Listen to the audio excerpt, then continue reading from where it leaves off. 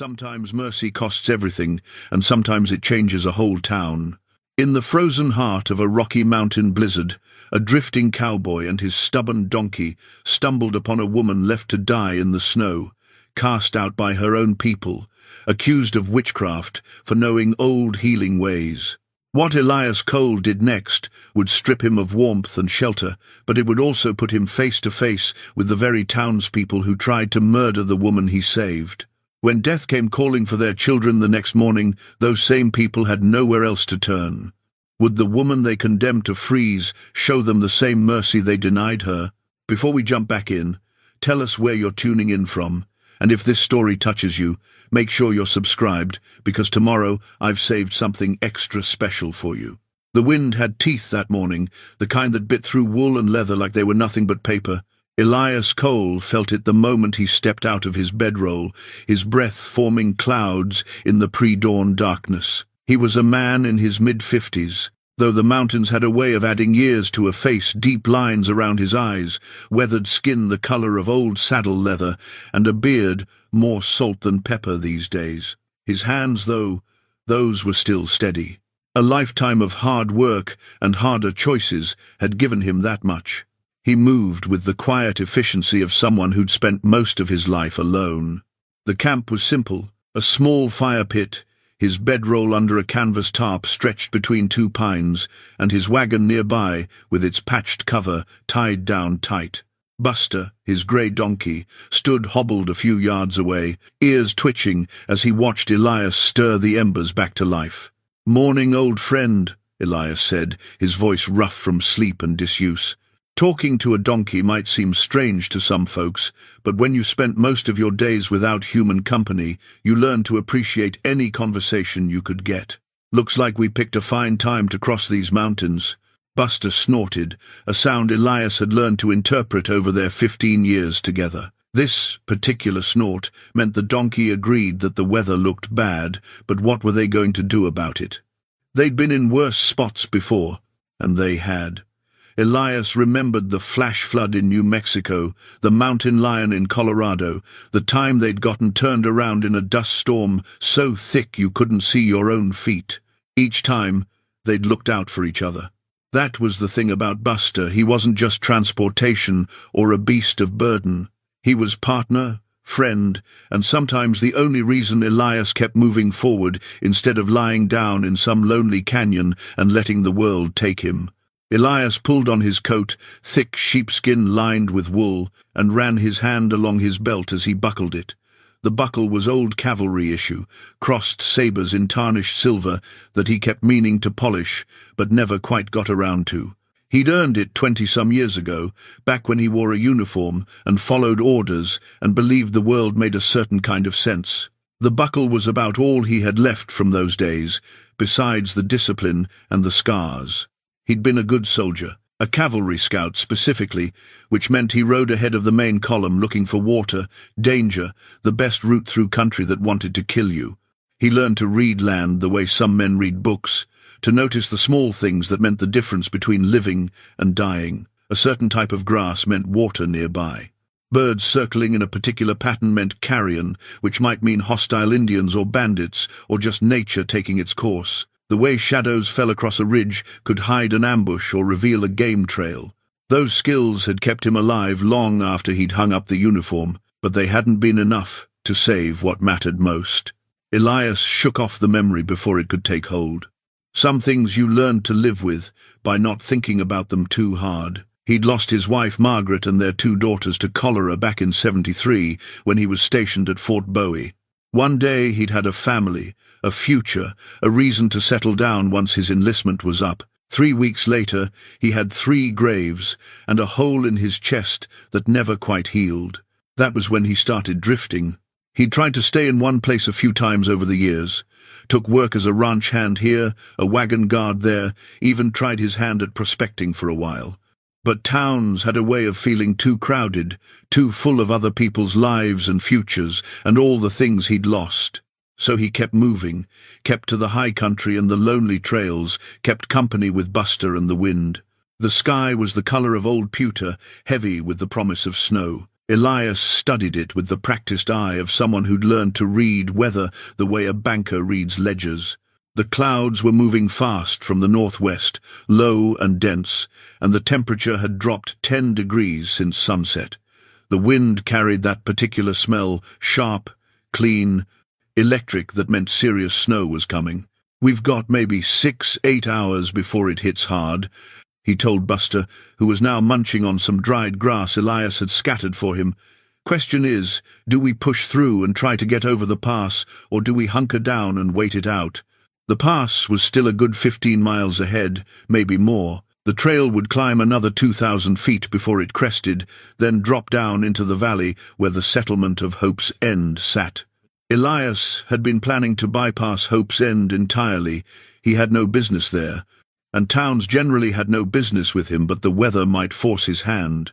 He'd heard about Hope's End from a trader a few weeks back. Small settlement, maybe 50 families, tucked into a valley on the western slope of the Rockies.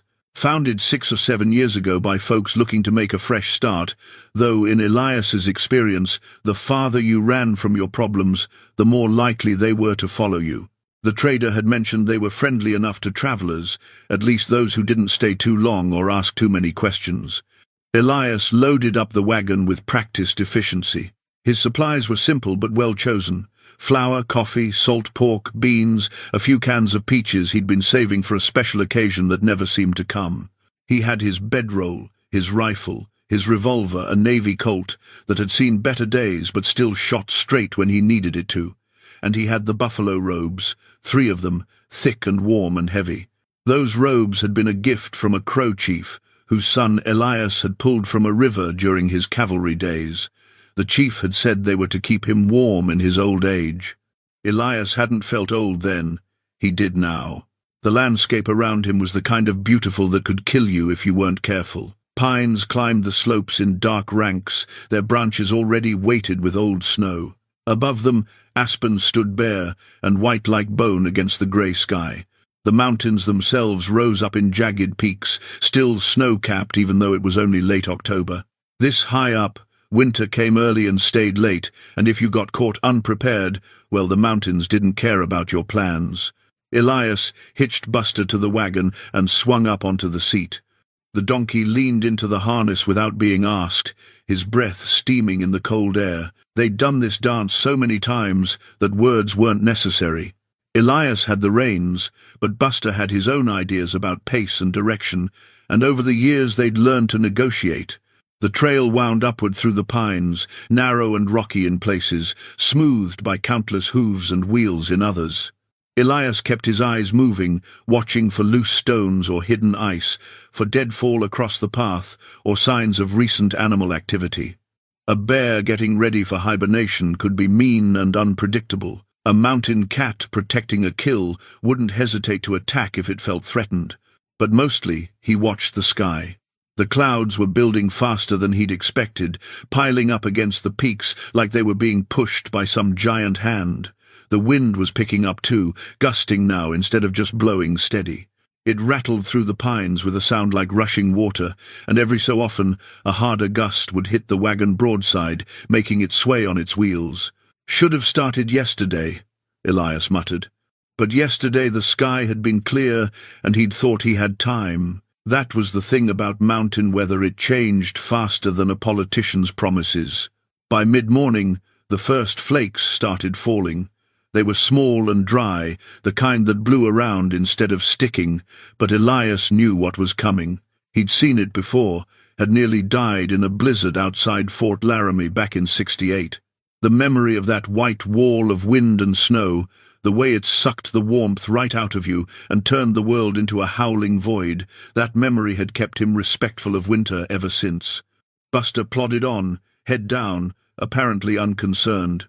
The donkey had his own thick winter coat coming in, and he trusted Elias to get them somewhere safe. That trust was a weight Elias carried, same as he carried the memory of his family. It meant something, being responsible for another life, even if that life had 4 legs and a stubborn streak. The trail narrowed as they climbed, the forest pressing in on both sides. Snow was falling steadily now, starting to accumulate on the pine boughs and on the trail itself. Elias pulled his hat down lower and wrapped his scarf tighter around his face.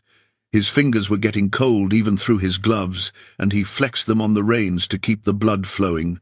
He thought about Hope's End again, wondered if maybe he should reconsider his plan to bypass it.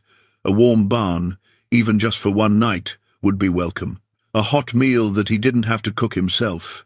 Maybe some conversation with folks who wouldn't ask too many questions about where he'd been or where he was going. But towns meant complications. They meant people who'd want to know his business, who'd maybe recognize him from his cavalry days, or from one of the many places he'd worked and left behind. They meant sheriffs, who sometimes had old wanted posters in their drawers, not necessarily for him, but for men who looked enough like him to cause trouble. They meant the possibility of attachment, of staying too long, of forgetting why he kept moving in the first place. No, better to push through, get over the pass, and make camp on the other side. The storm might be bad, but he'd weathered bad before. Except the storm had other ideas. By noon, the snow was falling so thick that Elias could barely see Buster's hindquarters from his seat on the wagon. The wind had picked up to a steady roar, driving the snow horizontal, piling it in drifts across the trail.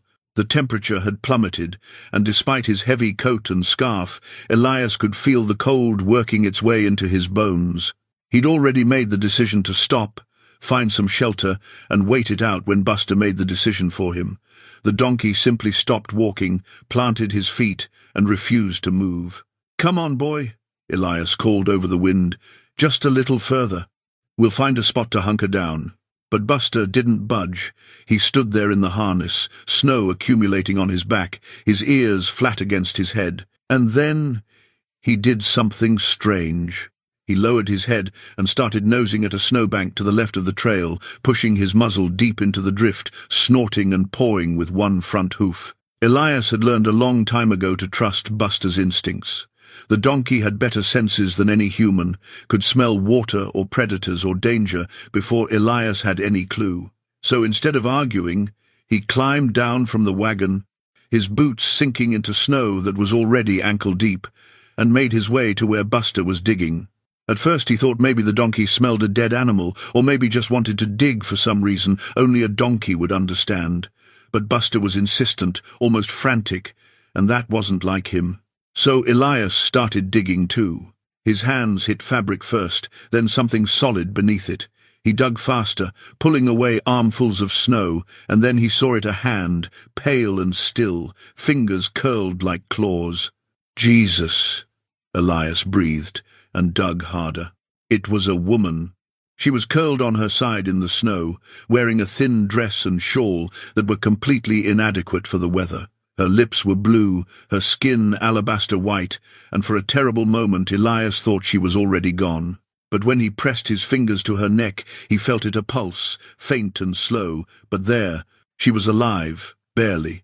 Elias's mind raced through his options, all of them bad. If he stopped to help her, they'd all three likely freeze before the storm passed. The temperature was still dropping, the wind was getting worse, and he had maybe an hour of daylight left, though you couldn't tell it through the snow. If he tried to load her in the wagon and push on, Buster wouldn't make it. The donkey was already exhausted, and the trail ahead would only get worse. But if he left her, she'd be dead within the hour. Maybe less. It wasn't really a choice, not for Elias. He'd spent too many years watching people die, from cholera and bullets, and the 100 other ways the West could kill you. He'd held his own daughters as the fever took them, had felt their small hands go cold in his. He couldn't save them, but maybe he could save this woman, whoever she was. He gathered her in his arms. She weighed almost nothing, all bones and cold skin, and carried her to the wagon. She didn't wake, didn't make a sound. Her breathing was so shallow he had to watch carefully to see her chest rise and fall. Moving fast now, Elias pulled out his buffalo robes and wrapped her in all three of them, creating a cocoon of warmth, or what would be warmth, if her body could generate any heat at all. He rubbed her hands, her arms, trying to get the blood moving, but her skin stayed cold as marble. He needed fire, needed it fast. But building a fire in this wind would be nearly impossible. The snow was coming down so thick now that he could barely see 10 feet in any direction. They needed shelter, real shelter, not just a tarp strung between trees. Elias looked at his wagon, at the life he'd built on wheels, and made another choice he knew he'd regret. The wagon had been with him for 8 years. He'd bought it off a widow in Santa Fe, patched it up, made it his home. It carried everything he owned, which admittedly wasn't much, but it was his. Breaking it down felt like cutting off a limb. But timber was timber, and they needed heat more than they needed transportation. He unhitched Buster first, led him to a spot where the pines grew thick enough to provide some windbreak, and hobbled him there. The donkey gave him a long look, as if to say he understood what was about to happen and approved. Then Elias went to work on the wagon. He started with the cover, pulling it off and using it to create a makeshift lean-to against a massive fallen log he'd spotted nearby. The canvas was heavy and stiff with ice, but it would block some of the wind. Then he began breaking down the wagon itself, the sideboard first, then the seat, using his hatchet to split the wood into manageable pieces. Each swing of the hatchet felt like a small betrayal, but he didn't stop. By the time he had enough wood gathered, his hands were numb, and his whole body was shaking with cold. He'd given his heavy sheepskin coat to wrap around the woman, layering it over the buffalo robes, and his lighter jacket wasn't enough. Not in this wind. Not with the temperature still falling. Building the fire took 4 tries, and the last of his waterproof matches. The wind kept blowing out the kindling, and his hands were shaking so badly he could barely strike the match against the box. But finally, a small flame caught, fed on the dry splinters he'd carved from the wagon boards, and began to grow. Elias fed it carefully, adding larger pieces as the flames strengthened, building it up until he had a proper fire crackling under the lean-to.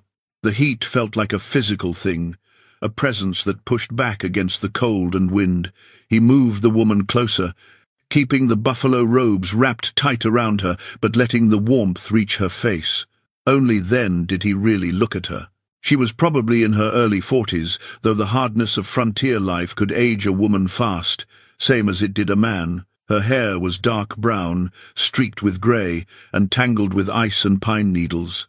Her face was thin, fine-boned, with lines around her eyes that spoke of laughter and worry in equal measure. There was something refined about her features, something that suggested she hadn't always lived the kind of rough life that got you abandoned in a blizzard. As Elias arranged her closer to the fire, something fell from the folds of her dress, a small leather pouch, worn smooth with age and use. He picked it up, felt its weight, and caught the scent of something herbal and earthy, even through his cold, numbed nose. Medicine bag, he thought. Healer's bag. He set it aside carefully and turned his attention back to keeping them alive. The night that followed was the longest of Elias's life, and he'd lived through some long nights. He kept the fire going, feeding it piece by piece from his sacrificed wagon, watching the flames consume his home and turn it into heat and light. He melted snow for water, tried to get some of it into the woman's mouth, though most of it just dribbled down her chin. He checked her pulse every hour, felt her breathing, watched for any sign of consciousness. Mostly, though, he thought about the kind of people who would throw a woman out into a blizzard to die. Because that's clearly what had happened. This wasn't someone who'd gotten lost or separated from a party. She was dressed for indoors, not travel. She had no supplies, no horse, no way to survive even an hour in these conditions. Someone had brought her up here and left her. Had probably counted on the storm to cover their tracks, to make it look like she'd just wandered off and gotten lost in the white. Murder. That's what it was, even if they'd let the weather do the actual killing. Elias felt anger building in his chest, hot and bitter. He'd seen a lot of ugly things in his time, men shot over card games, Indians massacred for being in the wrong place, women and children dead from diseases that could have been prevented with clean water and basic care. But there was something particularly cruel about this, about leaving someone to freeze alone in the dark. Somewhere around midnight, the woman stirred. Her eyelids fluttered, and she made a small sound, barely more than a whimper. Elias leaned closer, speaking softly. "You're safe now. You're by a fire. Can you hear me?" Her eyes opened, unfocused and confused. They were brown, he noticed, dark as coffee. She tried to speak, but only a whisper came out, too soft to hear over the wind. "Don't try to talk," Elias said. "Just rest. Save your strength." But she was insistent, reaching out with one hand to grab his arm. Her grip was weak, but desperate. She tried again, and this time he caught a few words. "They said Witch had to leave." "Shh," Elias soothed. "That doesn't matter now. You just focus on staying warm." Her eyes searched his face, looking for something understanding, maybe, or judgment. Whatever she saw there must have satisfied her, because she relaxed back against the buffalo robes and closed her eyes again. But her hand stayed on his arm, as if she needed that connection to know she wasn't alone. Elias sat with her through the night, feeding the fire, keeping watch, and thinking about witches and the kind of fear that made people commit murder. He'd heard stories, of course. Women accused of witchcraft because they knew herbs, because they could ease pain or bring down fevers, because they had knowledge that looked like magic to folks who didn't understand it. Some communities tolerated their healers with a mixture of gratitude and suspicion. Others drove them out, or worse. Apparently, Hope's End was one of the worst kind. As the sky began to lighten, though you could barely tell through the snow, which was still falling thick and heavy, Elias made another decision. When this storm passed, they weren't going around Hope's End. They were going straight through it. And the people who'd tried to kill this woman were going to see exactly what kind of mercy they'd shown. The woman, he still didn't know her name, was sleeping now, her breathing deeper and more regular. Her skin had lost some of that deathly pallor, and when he checked her hands, they were actually warm to the touch. She'd make it. They both would. Buster stood nearby under the pines, snow piled on his back, watching the proceedings with his usual stoic patience. The donkey had saved her life by refusing to move, by insisting on investigating that snowbank. Animals knew things sometimes that people didn't. They could sense what was right, what was necessary. Elias added more wood to the fire and settled in to wait for dawn and whatever came after. The storm broke sometime around mid-morning, the wind dying down to occasional gusts and the snow thinning to scattered flakes. The world that emerged was transformed, everything buried under 3 feet of fresh powder, the pines bowed under the weight, the sky a pale grey that hurt to look at. The woman woke properly when the sun finally showed itself, a weak disk behind the clouds. Elias watched her eyes open, saw awareness flood back into them, along with fear and confusion. She sat up quickly, too quickly, and nearly collapsed from the effort. "Easy," Elias said, putting a hand on her shoulder. "You've been through quite an ordeal." She looked around at the fire, at the remains of his wagon scattered nearby, at Buster standing patient under the trees, and finally at Elias himself. Her hand went immediately to her dress, patting it, searching for something. "Your medicine bag," Elias said, holding it out to her. "It fell out last night. I didn't look inside." Relief washed over her face as she took it, clutching it to her chest like it was more precious than gold. "Maybe it was. Thank you," she whispered, her voice hoarse and rough. "Thank you for that. And for—" She gestured at the fire, the buffalo robe still wrapped around her, the shelter he'd built. "Name's Elias Cole," he said. "And you're welcome." "Sarah Brennan." She coughed, winced, and accepted the tin cup of melted snow water he offered. She drank it slowly, carefully, like someone who'd learned the hard way that rushing leads to sickness. When she was done, she looked at him with those dark eyes and asked. It was a simple question with a complicated answer. Why had he stopped? Why had he risked his life, destroyed his wagon, given up his warmth and shelter for a stranger? Elias had asked himself the same question through the long night, between feeding the fire and checking her pulse. "Seemed like the right thing to do," he said finally. It was the truth, even if it wasn't the whole truth. Sarah studied him for a long moment, then nodded slowly. "Most men wouldn't have, especially not when they heard what Hope's End said about me. They said you were a witch. They said I was in league with the devil himself." Her voice was steady, but Elias could hear the hurt underneath. "Said my remedies and tinctures were dark magic. Said I'd cursed the Miller boy when he died of fever despite my best efforts. Said I'd brought evil into their town by practicing the old ways. And had you? Sarah's laugh was bitter and dry. I'd healed more people in that town than I'd buried. Set broken bones, delivered babies, eased the dying. My grandmother taught me about plants, about which roots ease pain and which bark brings down fever. That's not witchcraft, Mr. Cole. That's just knowledge. But knowledge in a woman's hands looks like sorcery to frightened men. Elias fed more wood to the fire, thinking about fear and what it made people do. He'd seen fear turn soldiers into murderers, seen it turn neighbors into enemies. Fear was maybe the most dangerous thing in the world, more dangerous than any bullet or blade.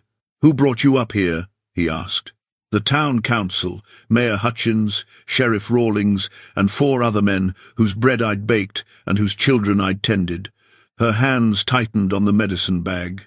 "They came to my house 3 nights ago, just after sunset, said I had until morning to leave Hope's End. I told them I had nowhere to go, that I'd lived there for 5 years, that I'd done nothing wrong.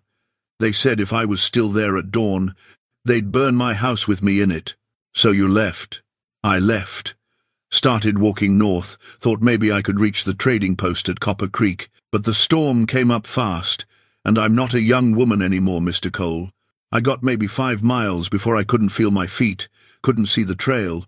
I remember thinking I should sit down, just for a minute, just to rest my legs.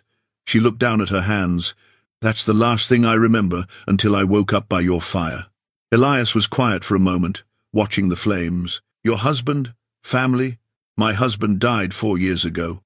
Pneumonia. I have no children, no family within 300 miles. That's probably why they thought they could get away with it. No one to ask questions, no one to come looking." She met his eyes. "Except a drifter with a donkey who was too stubborn to know he should mind his own business." "Buster's the stubborn one," Elias said, nodding toward the donkey. "He's the one who found you. Wouldn't move until I dug you out." Sarah looked at Buster with something like wonder. Then, "I owe my life to both of you. The storm's passed. You could leave me here with a bit of food and water, take your donkey, and be on your way. No one would blame you." "I'd blame me," Elias said. "Besides, we're going to Hope's End." Sarah's eyes went wide. "You can't. They'll say I bewitched you, or that you're in league with me. They might try to kill you, too." "Let them try." Elias's voice was flat, hard. "You said you lived there 5 years. You got property? House?" "I did. I don't know if it's still standing." "Then we're going to get your property back, and your good name if we can." "Mr. Cole." "Elias, you don't understand what you're dealing with. Mayor Hutchins has the whole town in his pocket. He's been running Hope's End like his personal kingdom since it was founded. The sheriff does whatever Hutchins says. And the people, they're good people, most of them, but they're scared. When Hutchins says jump, they ask how high. People are scared everywhere," Elias said. "That doesn't give them the right to commit murder." Sarah pulled the buffalo robes tighter around herself. "What makes you think you can change their minds? One man and a woman they think is a witch?" Elias reached into his coat pocket and pulled out something he'd been carrying for longer than he cared to remember, a small leather case, worn smooth with age. He opened it to show Sarah what was inside, a daguerreotype, the image faded but still clear enough. 2 little girls with dark curls, smiling at the camera, and a woman with kind eyes standing behind them. "My wife Margaret and our daughters, Anna and Elizabeth," he said quietly. "Cholera took them in 73. I couldn't save them. Couldn't do a damned thing but watch them die." He closed the case, his thumb running over the worn leather. "You know what kills more people than bullets or Indians or accidents? Ignorance. Plain ignorance. If that fort had a proper doctor, someone who understood quarantine and sanitation and maybe some of what you know about healing, my girls might still be alive." He looked at Sarah, and she saw something in his eyes that made her understand this wasn't just about her anymore. This was about every person who died because knowledge was treated like witchcraft, because healing was confused with evil, because fear was stronger than sense. "So no, ma'am, I don't know if I can change their minds, but I know I'm going to try. Because if I don't, the next time someone gets sick in Hope's End, more people are going to die. Maybe kids, maybe someone's daughters. Sarah was quiet for a long time, her fingers tracing the edge of her medicine bag. Finally she nodded. "All right, we'll go to Hope's End. But Elias, when they turn on us, and they will turn on us, you need to promise me something." "What's that?" "You'll save yourself. Don't die for me. Don't let them kill you, trying to defend someone they've already condemned." Elias smiled, though there wasn't much humor in it. "I'll make you a deal. I'll try to keep us both alive, but I'm not making any promises about leaving you behind. Fair enough?" Sarah smiled back, and this time there was warmth in it. Fair enough. They spent the rest of that day preparing for the journey down to Hope's End. Sarah's strength was returning slowly, but she was still weak from her ordeal. Elias made her rest by the fire while he salvaged what he could from the broken wagon, his rifle, the revolver and ammunition, the supplies that hadn't been burned or scattered. It wasn't much. Most of his worldly possessions had gone up in smoke to keep them alive. He didn't regret it, but he couldn't help feeling the loss. A man's belongings might not seem like much to someone with a house full of furniture and closets full of clothes, but when everything you owned fit in a wagon, each item carried weight beyond its practical use. That tin cup had been his father's. That bedroll had seen him through 100 camps. That rifle had saved his life more than once. But they were just things. Sarah was alive, and that counted for more. By late afternoon, Elias had rigged up a sort of travois using pine poles and what was left of the wagon canvas. Buster could pull it, and Sarah could ride on it, wrapped in the buffalo robes. It wasn't comfortable, but it would get them down the mountain. As he worked, Sarah watched him with quiet attention. Eventually she spoke up. "You were cavalry." It wasn't a question. Elias glanced at her, then back at the knots he was tying. "Long time ago. The way you move, the way you set up camp, build a fire, organize your supplies, that's military training. Cavalry scout, served 7 years, mostly in Arizona territory." He pulled a knot tight, tested its strength. "You're pretty observant. You learn to be observant when your survival depends on reading people," Sarah said. "When I first started practicing healing, I was maybe 17 years old. My grandmother had just passed, and suddenly I was the one people came to with their ailments and injuries. I had to learn quick how to tell who was really sick and who was imagining things, who'd follow my instructions and who'd ignore them, who'd pay me and who'd try to cheat me." "Sounds like you've had some practice with people trying to take advantage." Sarah smiled, though it was edged with sadness. "More than once, but most people are decent when you give them a chance. They're just scared of what they don't understand. Your average farmer or shopkeeper, they see someone heal a wound with a poultice of herbs and honey, and they don't know if it's medicine or magic. The church says magic is devil's work, so they get confused, get frightened." Elias finished securing the travois and stood back to examine his work. It would hold. Hope's End has a church. 2 of them, Baptist and Methodist. They don't agree on much except that women shouldn't have knowledge men don't understand. She shifted position, wincing. "The ministers aren't bad men, really. Reverend Thomas actually defended me when the accusations first started, but when Mayor Hutchins pushed hard enough, even Thomas backed down. This Hutchins sounds like a piece of work." "He's a bully with a badge of respectability," Sarah said flatly. "Came to Hope's End with money no one knows from where, and no one asks. Bought up half the businesses in town, got himself elected mayor, and now he runs everything. If you want credit at the general store, you go through Hutchins. If you need a loan for seed or livestock, you ask Hutchins. If you have a dispute with a neighbor, you bring it to Hutchins. And the sheriff, Tom Rawlings, used to be a decent man, from what I hear, but he's got a sick wife and 3 kids to feed, and Hutchins pays his salary. Tom does what he's told." Elias thought about that, about the kind of power one man could accumulate in a small town when no one stood up to him. He'd seen it before, men who turned into petty tyrants, who used fear and obligation to control everyone around them. They were worse than outlaws in some ways, because they hid their cruelty behind respectability and law. "Why'd they really exile you?" he asked. "I mean the real reason, not the witchcraft nonsense." Sarah was quiet for a moment. staring into the fire.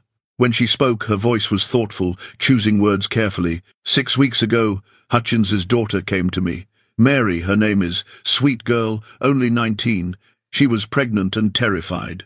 Said her father would kill her if he found out, said the father of the baby had run off, said she didn't know what to do. You helped her. I gave her some pennyroyal tea, told her how much to drink, warned her it would be painful, made sure she understood what would happen. Sarah's hands twisted in her lap. I've done it before, for women who had no other choice. Is it a sin? Maybe. I don't know. But I know what happens to unmarried women with babies. They get cast out, or worse. I couldn't let that happen to Mary. Elias understood now. Hutchins found out. Someone told him. I don't know who. Maybe Mary confessed. Maybe someone saw her coming to my house. Either way, 2 weeks later the accusations started. Witchcraft, consorting with demons, cursing the town's children. All of it nonsense, but it gave Hutchins the excuse he needed to get rid of me without admitting what I'd really done. Which was give his daughter a choice. Sarah agreed. Can't have that in Hutchins's world. Can't have women making their own decisions, having their own knowledge. Better to call it witchcraft and be done with it. The sun was getting low now, what little of it they could see through the clouds. Elias helped Sarah onto the travois, made sure she was wrapped warm in the buffalo robes. She looked small there, fragile in a way that made him think of his daughters. But there was steel in her too, a core of strength that had kept her alive this long. We'll camp here tonight, he said. Start down at first light. Should reach Hope's End by tomorrow afternoon, if the trail's not too bad. And then we see about getting your house back. Sarah touched the medicine bag at her waist, her fingers tracing its familiar shape. Elias, there's something you should know. When I left, I took what I could carry in this bag, my most precious remedies, the ones my grandmother taught me to make. But I left something behind too, a journal. 40 years of knowledge about plants and healing, written down by my grandmother and me. Recipes, treatments, observations. It's hidden in a loose board under my bed. You want it back. I need it back. Without it, half of what I know dies with me. And if Hutchins finds it, well, he'd probably just burn it. All that knowledge, gone forever. Elias nodded slowly. Then we'll get it back. Journal, house, your good name, we'll get it all back, or we'll make sure they regret taking it from you. You really think we can? Elias looked at her, at this woman who'd survived being left to freeze, who'd spent her life healing others only to be called a witch for her troubles.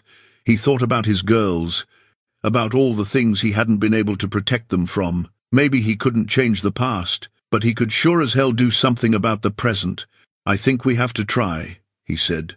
The trail down from the pass was treacherous with new snow, but Buster took it slow and steady, his small hooves finding purchase where a horse would have slipped. Elias walked beside him, one hand on the travois, to keep it from sliding sideways on the steeper sections. Sarah lay quiet, conserving her strength, occasionally pointing out landmarks or warning about particularly bad stretches of trail. By noon they descended below the tree line, and the landscape opened up into rolling hills covered in aspen and pine. The sky had cleared to a brilliant blue, and the sun on the snow was so bright it hurt to look at. Elias could see smoke rising in the distance, Hope's End still a few miles ahead. We'll reach the settlement in about 2 hours, Sarah said. There's a crossing over Willow Creek just before town. That's where they'll likely spot us first. There's usually someone there, fishing or checking traps. Good to know. Elias was already thinking tactically, the old cavalry instincts kicking in. Scout the terrain, identify choke points, know your escape routes. Not that he planned on running, but it paid to be prepared. They were passing through a grove of aspens when Buster suddenly stopped again, his ears going forward in that alert way that meant he'd noticed something. Elias held up a hand for silence and listened. At first he heard nothing but wind in the trees and the distant cry of a hawk.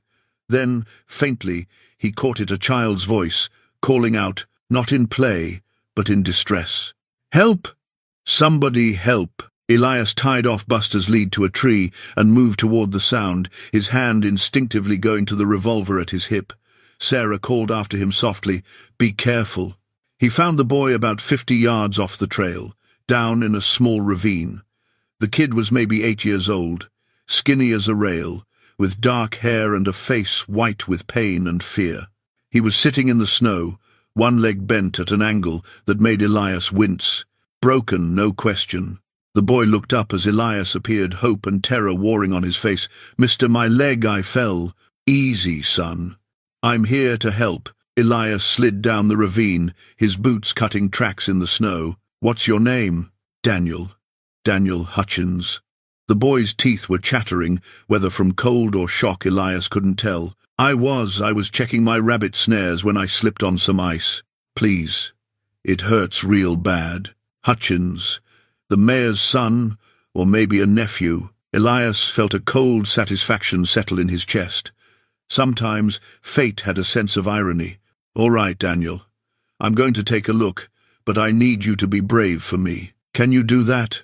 The boy nodded, tears streaming down his face.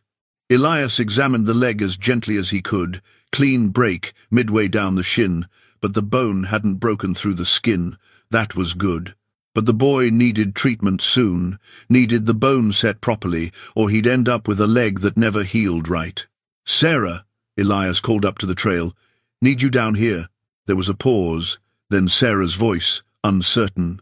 "Elias, I don't know if... Boy's got a broken leg. I can't set it proper, need your help." Another pause, longer this time. Then he heard movement, heard Sarah making her way down the ravine, using tree branches to support herself. She was still weak, still recovering, but she came anyway. Daniel's eyes went wide when he saw her.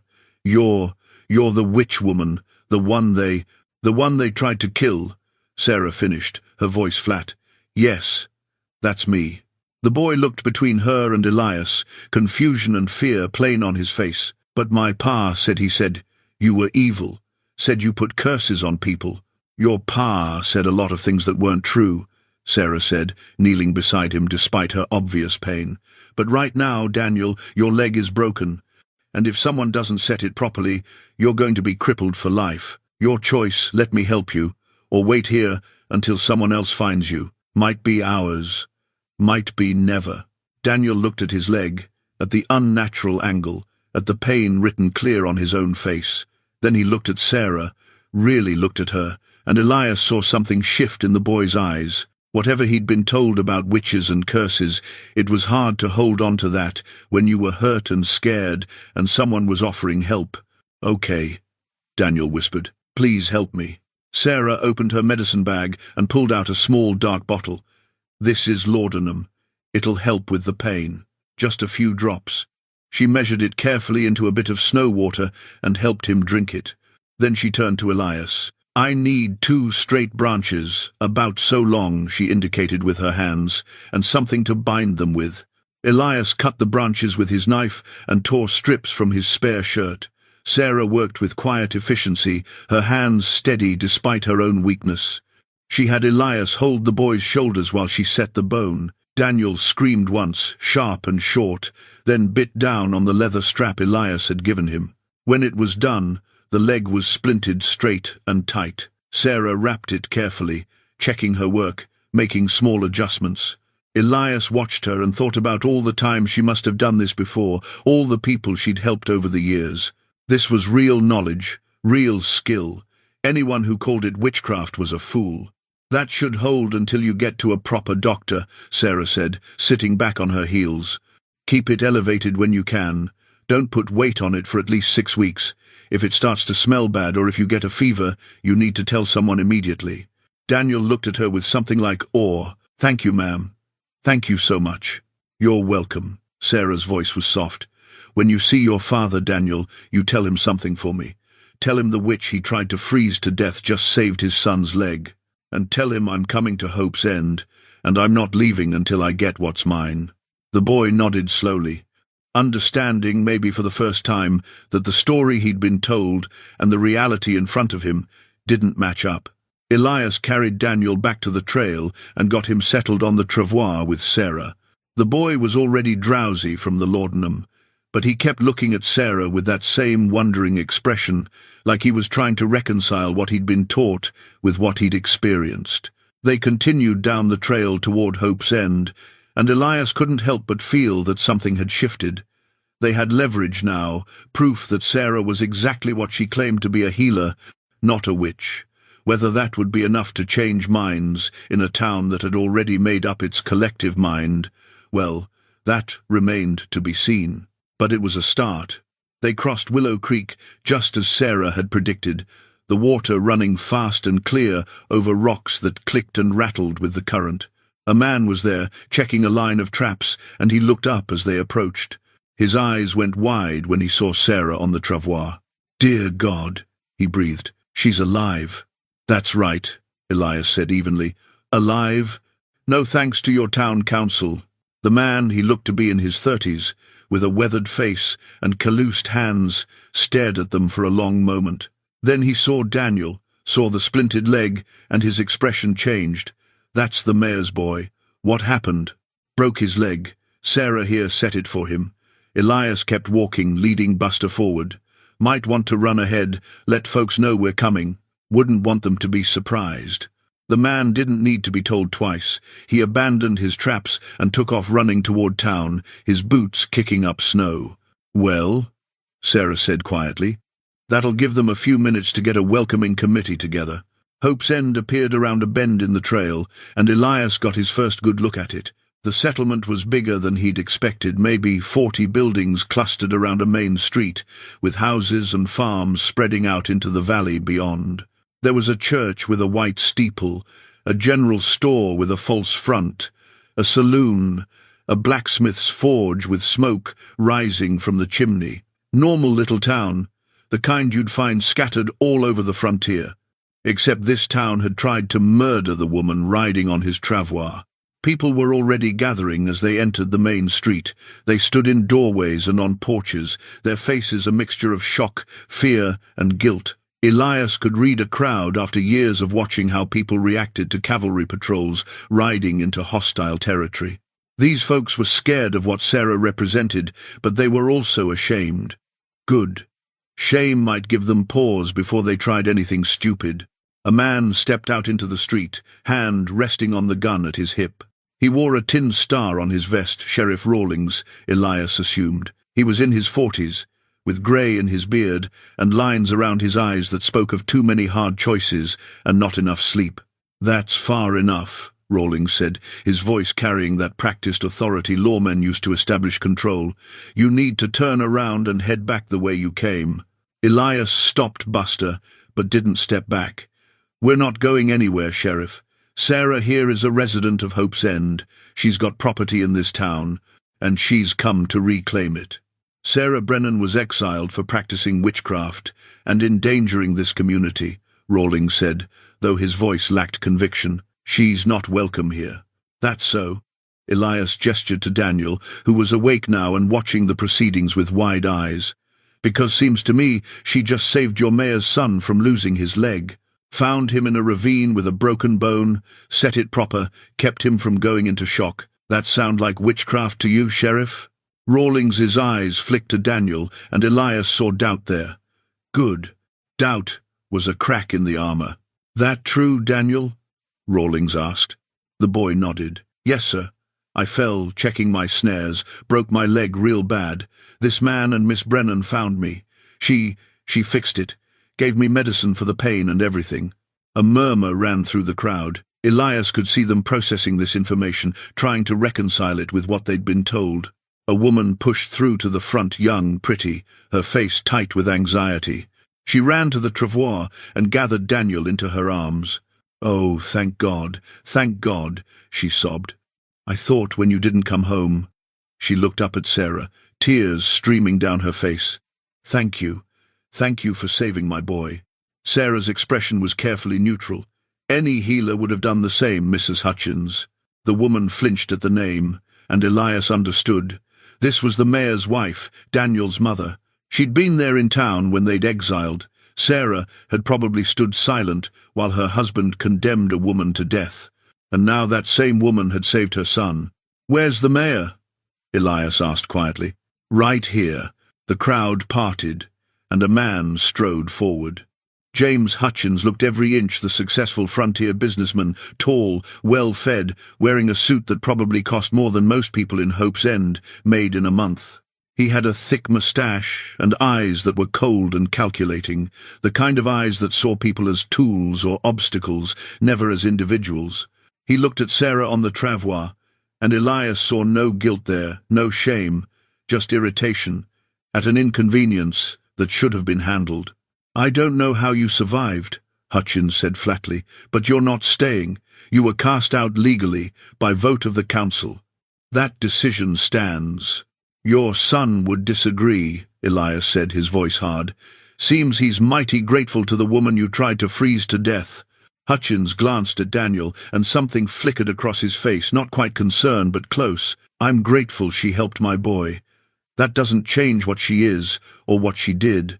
"And what exactly did she do?" Elias asked, loud enough for everyone to hear. "Heal people?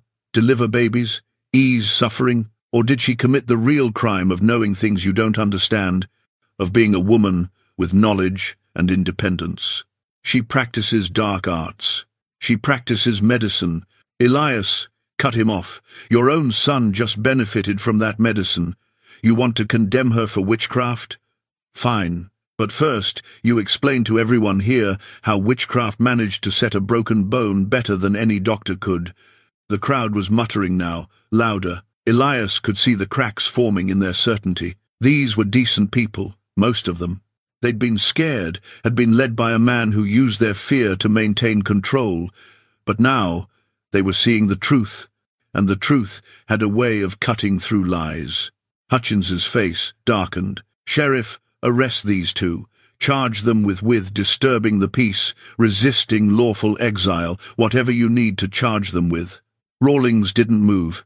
He was looking at Sarah, at Daniel, at his own boots. "Jim, maybe we should—" "I said, arrest them." "No." The voice came from the crowd, strong and clear. A woman stepped forward, older, grey-haired, wearing a simple dress and apron. "No more, James. I won't stand for it." Other voices joined hers. "She saved Daniel. She's never hurt anyone." Hutchins's control was slipping, and Elias could see the man's rage building. Bullies didn't like being challenged, especially not in public, especially not by the people they were used to dominating. "You're all fools," Hutchins spat. "She's got you under her spell already. This is exactly why we had to get rid of her. She turns good people against each other, makes you question what you know to be true." "What we know to be true," Sarah said, speaking for the first time since they'd entered town, "is that I've spent 5 years helping this community. I've delivered 12 babies, set countless bones, treated fevers and wounds and illnesses. I've asked for nothing but fair payment and basic respect. And you repaid me by leaving me to die in a blizzard." Her words hung in the air, and the silence that followed was profound. Even Hutchins seemed at a loss for a moment. Then, from one of the houses at the edge of town, came a sound that changed everything, a child's cough, wet and harsh and desperate. Then another cough, and another, as if the first had awakened a chorus. A woman ran out of one of the houses, her face white with terror. "Dr. Morrison! Someone get Dr. Morrison! It's Emma, she can't breathe!" The crowd fractured, people running toward their homes, sudden panic replacing the tension of the confrontation. Elias heard more coughing now, coming from multiple houses, and underneath it the high-pitched wheeze of children struggling to draw breath. Dr. Morrison appeared from the direction of the church, a portly man in his 60s with white hair and trembling hands. He looked harried, exhausted, like he'd been up all night. "How many?" he called to the crowd.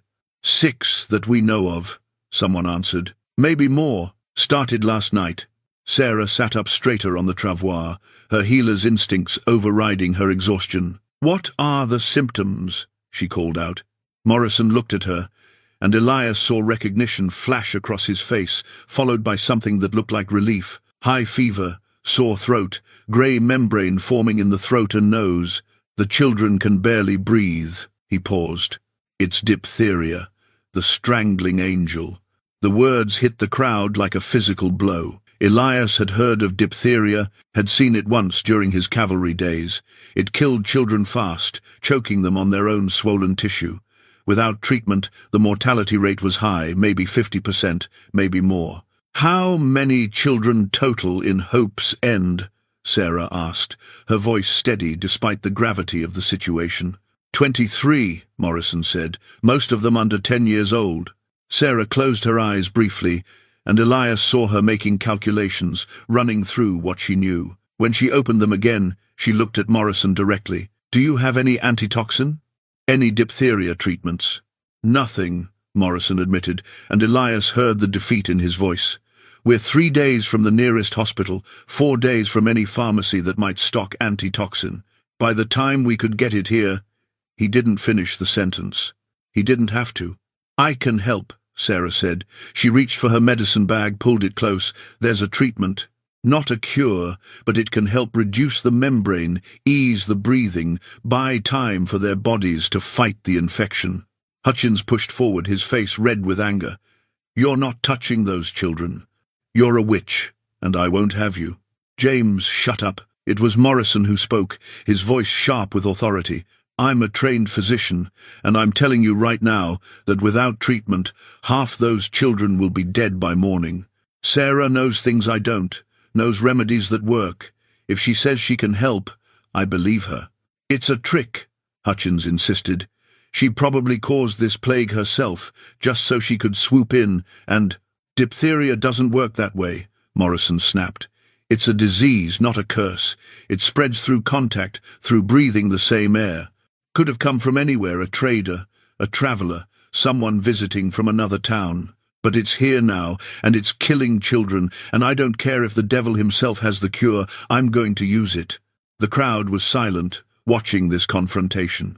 Elias could see mothers clutching their shawls, fathers with fear written plain on their faces. The mayor's political power meant nothing when their children were choking to death. Sarah addressed the crowd directly. "I need to be clear about something. What I can make will help with the symptoms.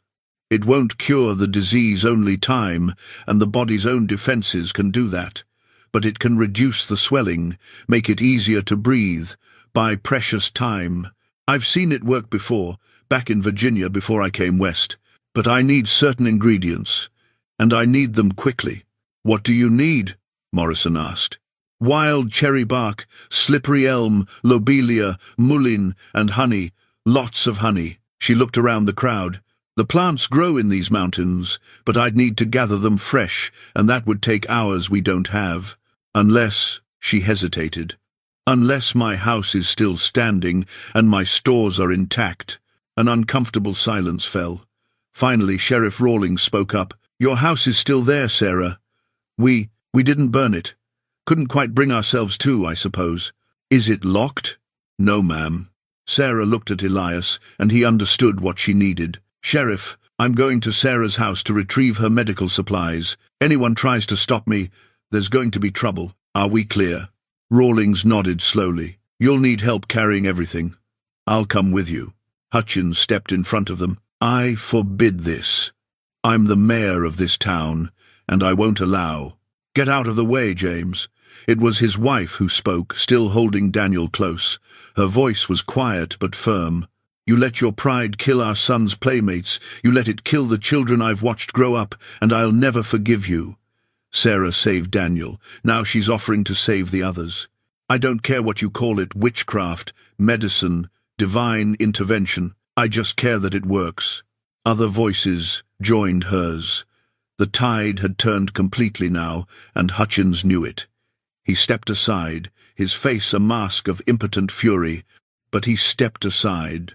Elias helped Sarah to her feet. She was shaky, still weak, but determined. "I should come with you," she said. "I need to show you where everything is, how to identify the different ingredients."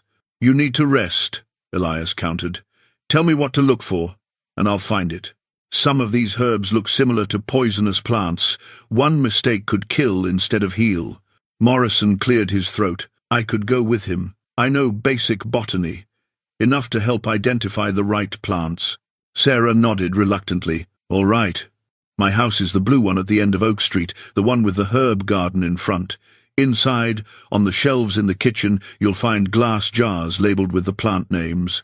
I need—" She rattled off a list of ingredients, making Morrison repeat them back to ensure he had them right. As Elias, Morrison and Rawlings headed towards Sarah's house, another woman approached Sarah, the older one who'd spoken up earlier. "Come to my house, dear. You can rest there, have some hot tea, get your strength back.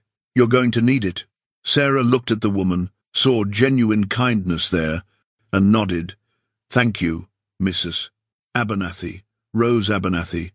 And I owe you an apology, Sarah. We all do. We let fear rule us, let one man's hatred turn us into cowards. That ends today."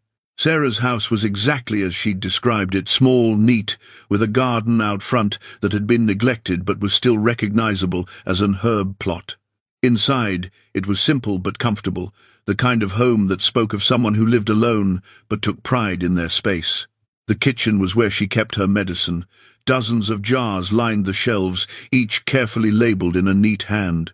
Wild cherrybark, slippery elm, lobelia, mullein. Elias and Morrison gathered what Sarah had specified, and Morrison's eyes widened at the organization, the careful preservation of each ingredient. "She's been doing this for decades," Morrison said quietly. "Look at this proper storage, clear labeling, notes on dosage and preparation.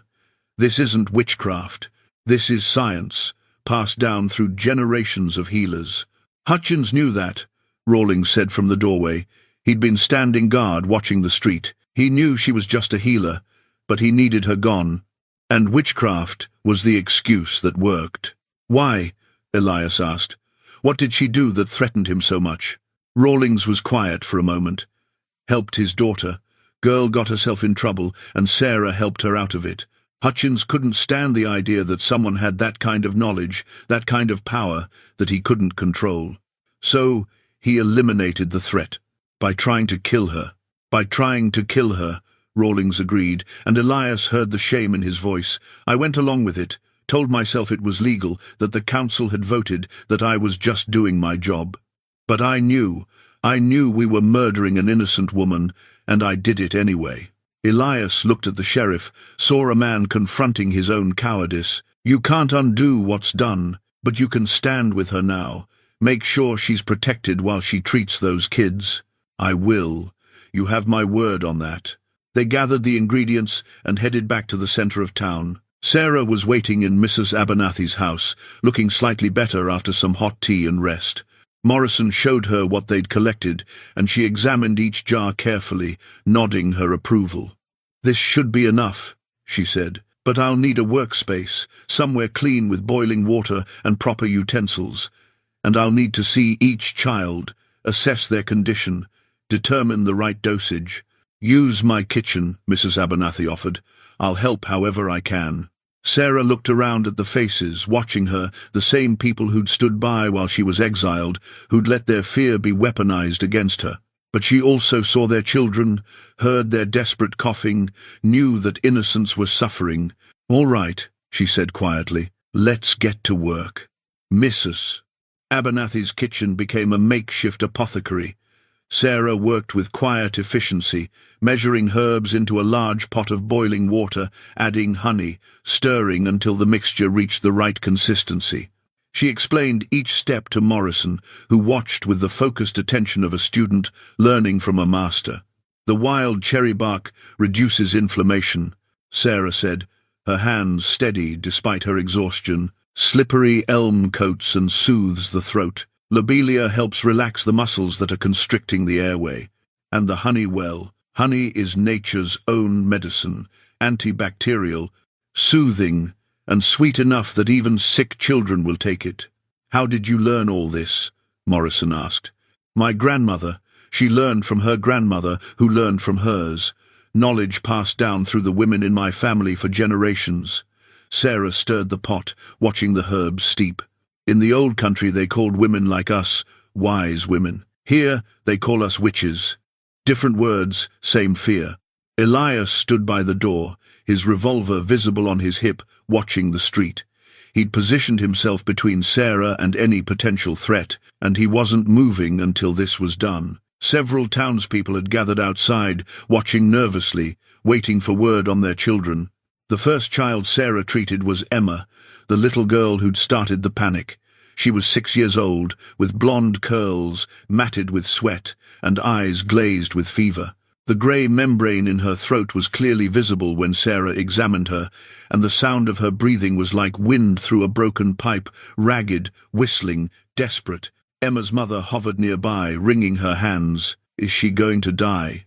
Sarah didn't offer false comfort. I don't know. The disease has progressed far, but this medicine will help her breathe easier, and that gives her body a chance to fight. She administered the treatment carefully, a spoonful at a time, letting Emma swallow slowly. The child grimaced at the taste despite the honey, but Sarah's gentle encouragement kept her taking it. Within minutes, Emma's breathing began to ease slightly. Not cured, not by a long shot, but better. Keep giving her this every 4 hours, Sarah instructed the mother. Small sips of water when she can manage it. Keep her cool if the fever spikes. And watch for any changes. If she gets worse, send for me immediately. They moved to the next house, then the next. Each child received the same careful attention, the same precise dosage, the same clear instructions to their parents. Sarah moved through Hope's End like she'd never left, greeting people by name, remembering details about their families, showing the kind of care that came from genuine connection to a community. Elias watched the townspeople watch her, saw the shame and guilt on their faces, growing with each child she treated. These were the people who'd stood silent when Hutchins ordered her exiled. These were the mothers and fathers who'd let fear override their judgment, who'd condemned a healer because they didn't understand healing. And now that healer was saving their children. By late afternoon, Sarah had treated all 6 of the confirmed cases. Dr. Morrison accompanied her to each house, learning her methods, asking questions, taking notes in a small leather journal he carried. The transformation in the old physician was remarkable. He'd gone from exhausted and hopeless to engaged and energized, his hands no longer trembling now that he had direction and purpose. "You should have been the town doctor," Morrison said as they walked back to Mrs. Abernathy's house. "You know more about practical healing than I learned in 4 years of medical school." "Different kinds of knowledge," Sarah said diplomatically. "You understand anatomy, disease processes, surgical techniques. I understand plants and traditional remedies.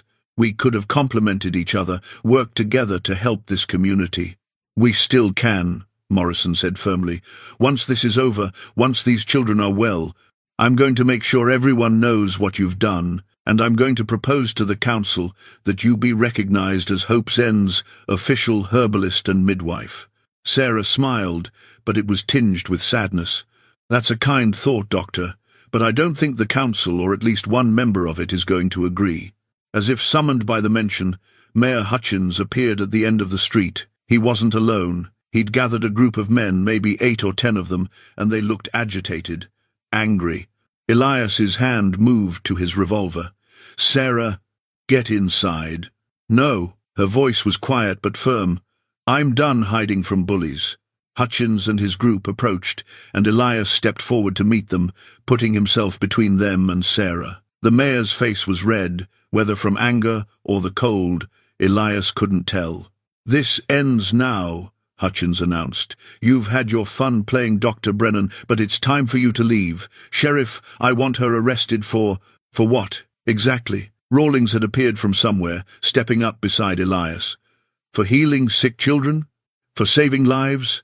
For practicing medicine without a license? For—" "I have no license either, James," Morrison interrupted. "Out here on the frontier, we're lucky to have anyone with healing knowledge, licensed or not. Sarah's methods are sound, her treatments are working, and if you try to stop her, you'll have to go through me."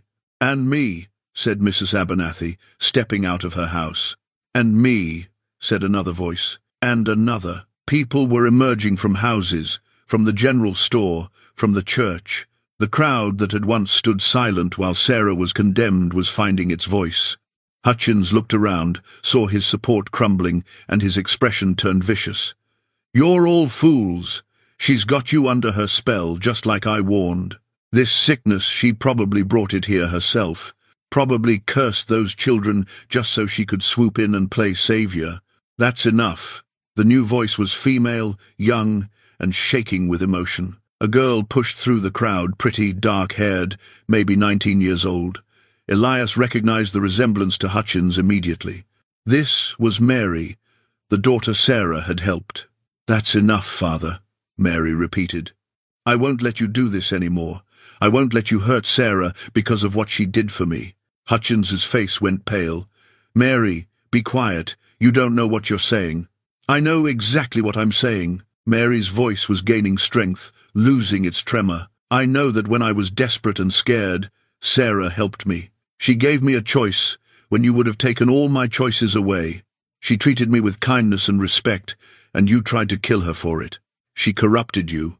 She saved me, Mary's shout echoed off the buildings. And now she's saving the children of this town, the same town that left her to freeze to death. If that's witchcraft, then maybe we need more witches and fewer men like you. The crowd murmured its agreement. Hutchins looked around, saw his power slipping away like water through his fingers, and made a desperate grab to hold onto it. Fine, he said, his voice tight with controlled fury. You want to trust a witch with your children's lives? That's your choice. But when they start dying, when her potions and herbs fail, and the angel takes them anyway, remember that I warned you. Remember that I tried to protect you from her influence. He turned and stalked away, his supporters considerably fewer now trailing after him, but Elias watched him go with a sense of unease. Men like Hutchins didn't give up power easily. They adapted, changed tactics, looked for new angles of attack. This wasn't over. Sarah seemed to sense it too. She watched the mayor disappear around a corner, then turned to the crowd. I need to check on the children again, she said. Make sure the treatments are working. Adjust dosages if necessary, Mrs. Abernathy. May I continue using your kitchen as a workspace? For as long as you need, dear. The rest of the day passed in a blur of house calls and medicine preparation. Elias stayed close to Sarah, ever watchful, while Buster was stabled at the livery and fed properly for the first time in days. The townspeople brought them food, offered shelter, apologized with words and actions for their complicity in Sarah's exile. By evening, all 6 children showed improvement. The grey membranes were receding, the breathing easier, the fevers beginning to break. It was too soon to declare victory. Diphtheria could turn deadly again in hours, but it was progress, hope. Sarah collapsed into a chair in Mrs. Abernathy's parlour, finally allowing herself to rest. She looked drawn, exhausted, every one of her 40-some years visible in the lines of her face. But there was also satisfaction there, the quiet pride of someone who'd done good work against long odds. You should sleep, Elias said gently. You've been going since dawn, and you were half dead yourself just yesterday. I will, Sarah promised. But first I need to prepare more medicine for the night doses, and I should check the journal I left hidden here, make sure the dosages I'm using match what my grandmother recommended for children of different ages. The journal under your bed? Yes, she looked at him, and something passed between them, an understanding, perhaps, of what that journal represented. Would you retrieve it for me? My house is just down the street, and I'm not sure I can make the walk right now without falling on my face. Of course. Elias took a lantern and headed out into the early evening.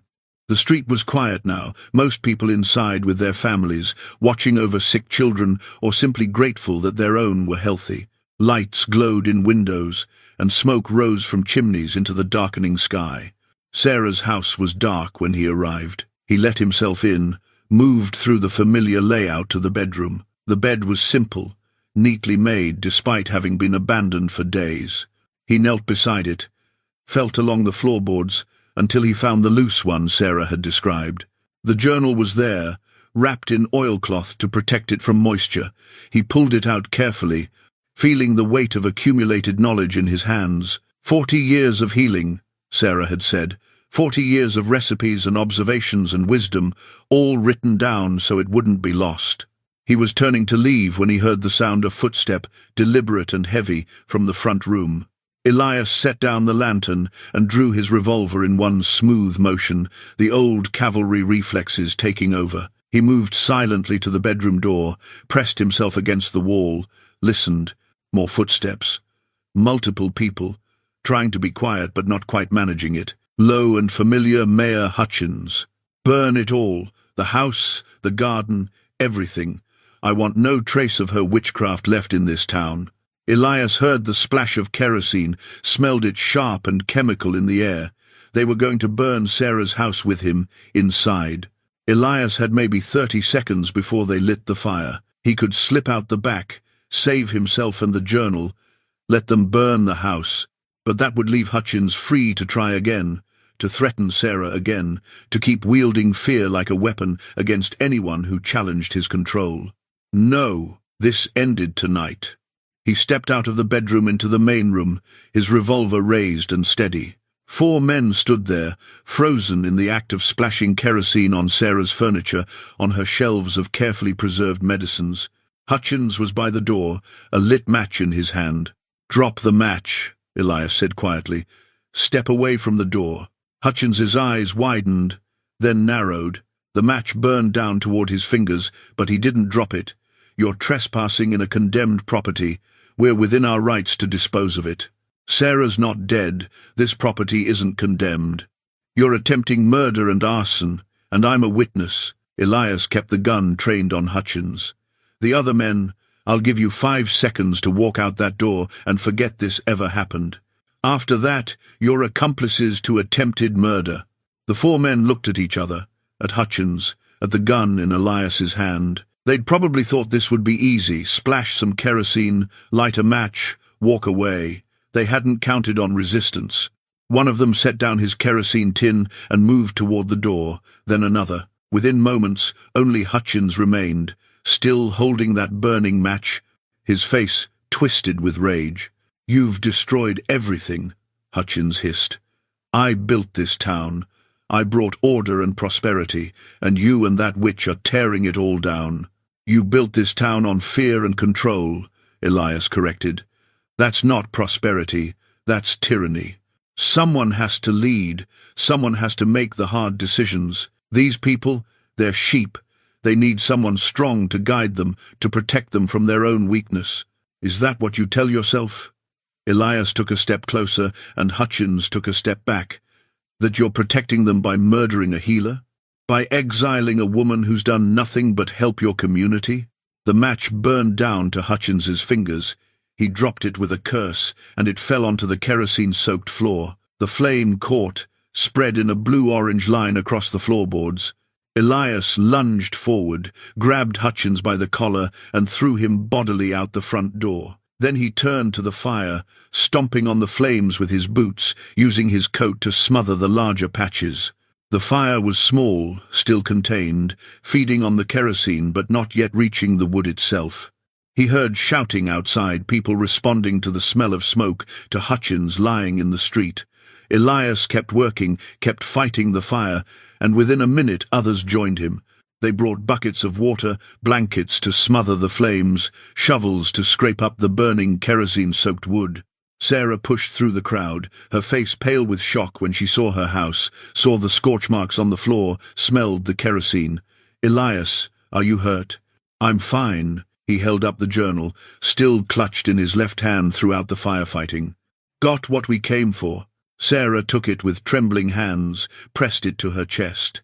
Then she looked at Hutchins, who was being held by Sheriff Rawlings and Dr. Morrison, and something in her expression changed. The fear and uncertainty that had lingered there since Elias first found her in the snow, it was gone. In its place was steel. "You tried to kill me twice," she said, her voice carrying across the silent crowd. "Once by exile in a blizzard, once by fire. Both times you failed. I think God is trying to tell you something, Mayor." "You're a witch," Hutchins spat. Though his voice had lost its authority, "this proves it. No natural woman could survive what you've survived." "I survived because good people helped me," Sarah said. "A drifter with a kind heart and a stubborn donkey. A doctor willing to learn. Neighbors who remembered that fear doesn't excuse cruelty. That's not witchcraft, James. That's humanity. She turned to address the crowd. I know you're all scared. Disease is frightening. Change is frightening. Knowledge you don't understand is frightening. But fear makes us cruel. Fear makes us turn on our neighbors, burn down their homes, condemn them to death for the crime of being different. Sarah paused, let her words sink in. I'm not asking you to stop being afraid. I'm asking you to be brave enough to act with kindness anyway, to choose understanding over suspicion, to trust that sometimes the strange and unfamiliar is simply another kind of good. The crowd was silent, absorbing this. Then, Mrs. Abernathy stepped forward. I move that we hold an emergency town meeting, that we vote to rescind Sarah Brennan's exile and formally apologize for the injustice done to her. Seconded, said Dr. Morrison. All in favour? Mrs. Abernathy called. A forest of hands rose into the air. Not everyone. Elias saw some people keeping their arms down, saw doubt and fear still lingering, but the vast majority voted yes. Hutchins watched his power crumble completely, and something broke in him. He sagged in Rawlings's grip, suddenly looking old and tired. What do we do with him? Rawlings asked, still holding Hutchins. The sheriff's voice was uncertain. He'd spent so long taking orders that giving them felt foreign. Elias looked at Sarah. This was her decision to make, her justice to claim or grant. Sarah studied Hutchins for a long moment. The man who'd tried to kill her twice, who'd used her act of kindness toward his daughter as an excuse to destroy her life, who'd turned a community against her through manipulation and fear. She had every right to demand punishment, to see him jailed or run out of town the way he'd run her out. Instead, she said, "Let him go." The crowd murmured in surprise. Hutchins looked up, confusion replacing the defeat in his eyes. "Let him go," Sarah repeated, "but not as mayor, not as a leader. James Hutchins, you're removed from the town council, removed from any position of authority in Hope's End. You can stay as a private citizen, but you have no more power here. None. Is that clear?" Hutchins straightened slightly, seeming to find some fragment of his old arrogance. "You can't do that. I was elected." "You were elected to serve this community, Mrs. Abernathy cut in. "You've proven you serve only yourself. The council will meet tomorrow to make it official, but as far as I'm concerned, you're done." "I own half the businesses in this town," Hutchins protested. "I own the general store, the feed depot, the selve." "Then run them as businesses," Dr. Morrison said. "But you don't run the people anymore. That's over." Rawlings released Hutchins, who stood there in the middle of the street, stripped of the authority he'd wielded for so long. He looked smaller somehow, diminished. He opened his mouth to say something, a threat perhaps, or a final attempt at control, but then seemed to realize the futility of it. He turned and walked away, his shoulders hunched, heading toward his large house at the edge of town. His wife and son didn't follow. Mrs. Hutchins stood with Daniel, watching her husband go, and the relief on her face was visible even in the dim light. Mary had already disappeared, probably not wanting to witness her father's downfall, even though she'd helped precipitate it. "All right then, Mrs. Abernathy said briskly, taking charge in the sudden vacuum of leadership. "Let's get Sarah's house cleaned up properly, make sure there's no damage beyond the floor. And someone should check on the sick children, make sure they have enough medicine to get through the night." The crowd dispersed with purpose now, people moving to help instead of standing frozen by fear. Some went to fetch water and cleaning supplies for Sarah's house, others headed home to their own families. A few approached Sarah directly to offer apologies, to thank her for treating their children, to shake her hand and welcome her back. Elias watched it all with quiet satisfaction. He'd seen communities heal before, seen people find their courage after years of living under a bully's thumb. It didn't happen overnight, but this was a start. Sarah turned to him, and in her eyes he saw gratitude, exhaustion, and something else, a question perhaps, about what came next. "You should rest," Elias said. "You've been through more in the last 3 days than most people endure in a lifetime." "So have you." Sarah glanced at what remained of his wagon, still scattered in pieces up the mountain. "You gave up everything to save me, your home, your supplies, your comfort. I don't know how to repay that. Don't need repayment. It was the right thing to do. Still, she paused, choosing her words carefully. You said you keep drifting because towns feel too crowded, too full of other people's lives. And I understand that. I do. But Elias, if you ever wanted to stop drifting, Hope's End could use someone like you. We could use someone who knows how to stand up to bullies, who doesn't compromise on what's right. Elias thought about that, thought about staying in one place, putting down roots, being part of a community again. The idea both attracted and terrified him. Since Margaret and his daughters had died, he'd avoided attachment like it was a disease.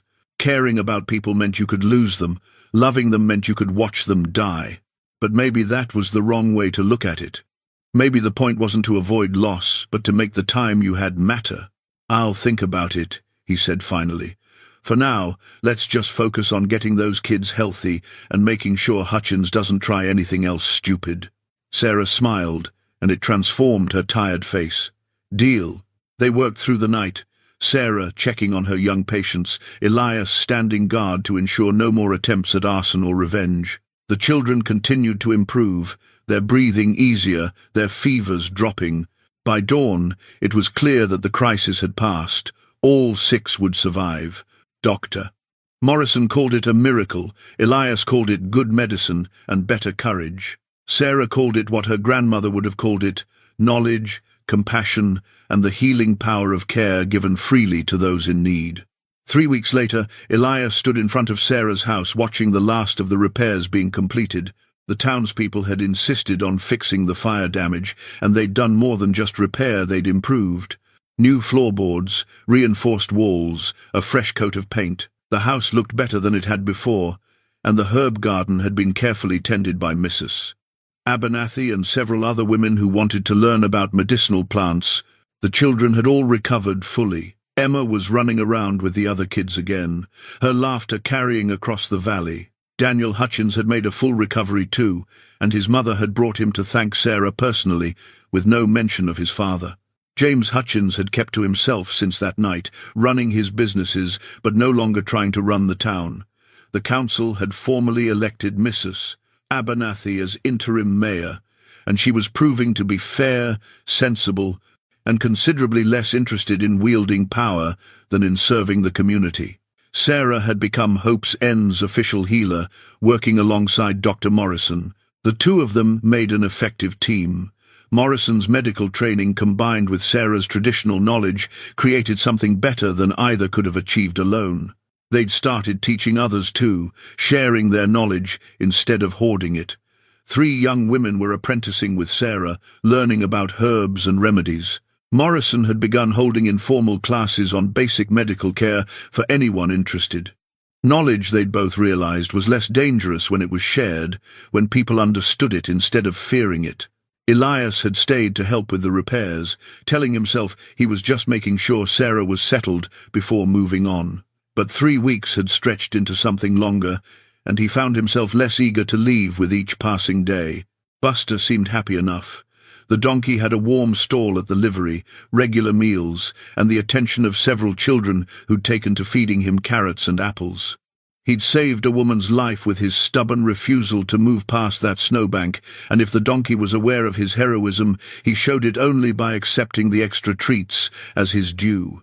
Thinking about heading out? Elias turned to find Sarah approaching, a basket over her arm. She'd filled out some in the past weeks, the gauntness from her ordeal replaced by healthy color and energy. Her hair was neatly pinned, and she wore a simple blue dress that matched her eyes. Thinking about it, Elias admitted. Though Buster seems pretty settled, might have to drag him away.